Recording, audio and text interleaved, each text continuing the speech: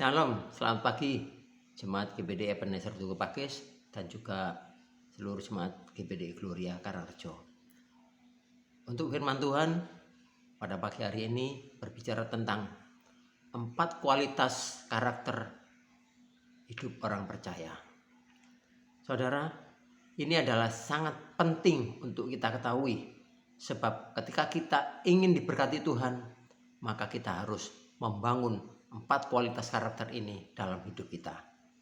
Yang pertama adalah kejujuran. Katakan kejujuran. Ya. Dalam Mazmur 37 ayat 37 mengatakan, "Perhatikanlah orang yang tulus dan lihatlah kepada orang yang jujur, sebab pada orang yang suka damai akan ada masa depan." Saudaraku, masa depan hanyalah milik orang-orang yang tulus, orang-orang yang jujur, orang-orang yang suka damai. Mari kita belajar jujur kepada siapapun juga. Karena pada hari-hari ini banyak sekali orang yang tidak jujur. Suami tidak jujur pada istrinya, istri tidak jujur pada suaminya, anak-anak tidak jujur pada orang tuanya. Tetapi kita sebagai orang percaya, kita harus jujur kepada siapapun. Sehingga masa depan kita pasti akan diberkati oleh Tuhan. Yang kedua, menguasai diri. Ini adalah kualitas karakter kehidupan orang percaya, sehingga kita bisa menguasai diri kita. Dalam Amsal 16 ayat 32 mengatakan, orang yang sabar melebihi seorang pahlawan, orang yang menguasai dirinya melebihi orang yang merebut kota. Saudara, penguasaan diri itu sangat penting dalam kehidupan orang percaya. Dan ini adalah salah satu buah roh yang tertulis dalam Alkitab. Sebab orang yang percaya kepada Tuhan Yesus Kristus pasti memiliki 9 buah roh. Dan yang terakhir adalah penguasaan diri. Dan itulah kualitas karakter orang yang percaya kepada Tuhan. Yang ketiga sekarang, berani tampil beda. Ya, dalam Roma 12 ayat 2 mengatakan, "Janganlah kamu menjadi serupa dengan dunia ini, tetapi berubahlah oleh pembaruan budimu, sehingga kamu dapat membedakan manakah kehendak Allah, apa yang baik, apa yang berkenan kepada Allah, dan yang sempurna." Kita sebagai orang yang percaya, kita harus berani tampil beda. Berbeda dengan orang-orang yang dunia lakukan. Dunia akan terus menyeret kita dengan arus yang semakin kuat, tetapi kita harus melawannya. Ya, mungkin ada teman kita sekantor yang ketahuan mereka sedang mencuri, kita jangan ikut mencuri. Ya, mungkin mencuri waktu itu juga mencuri. Mari kita belajar dengan benar. Ya, bekerjalah dengan totalitas tanpa batas.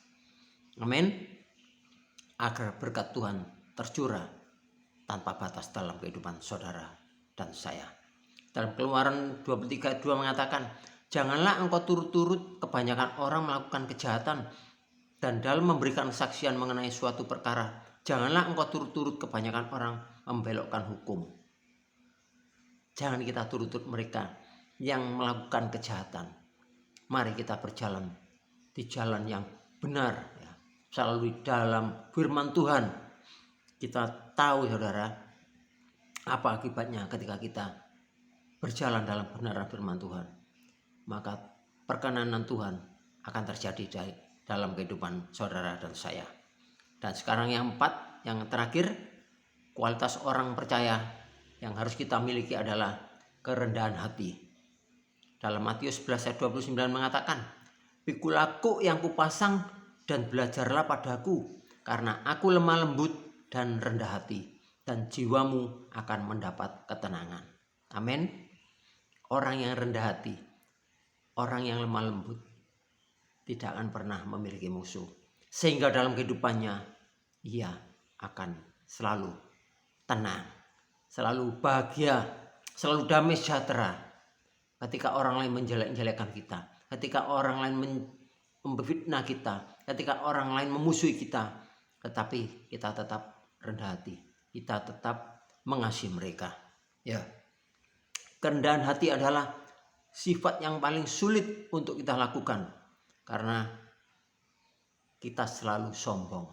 Ya, saya dulu semasa muda selalu sombong, selalu angkuh. Tetapi di saat saya ke gereja dan belajar tentang kebenaran firman Tuhan, maka saya ingin selalu hidup rendah hati.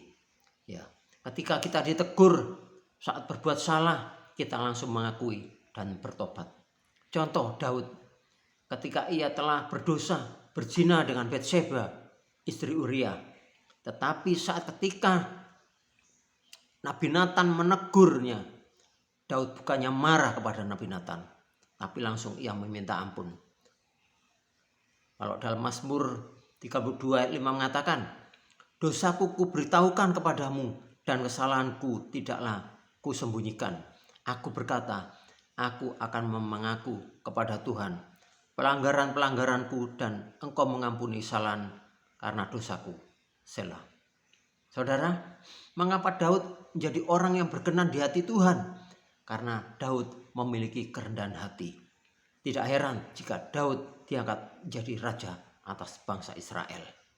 Dalam Amsal 22 ayat keempat mengatakan, ganjaran kerendahan hati dan takut akan Tuhan adalah kekayaan, kehormatan, dan kehidupan.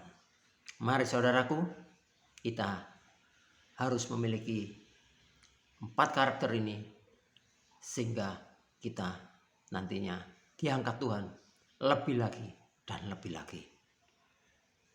Mari kita berdoa. Terima kasih Tuhan, di pagi ini kami ucap syukur padamu karena Engkau sudah memberikan kami kekuatan kesehatan sehingga kami bisa menikmati hari yang baru ini ya Bapa.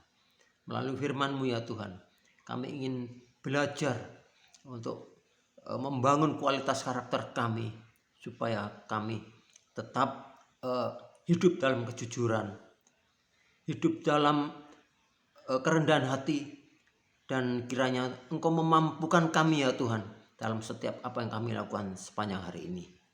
Kami serahkan kehidupan kami semua sepanjang hari ini hanya dalam nama Tuhan Yesus Kristus. Haleluya. Amin. Selamat pagi, selamat beraktivitas. Tuhan Yesus memberkati.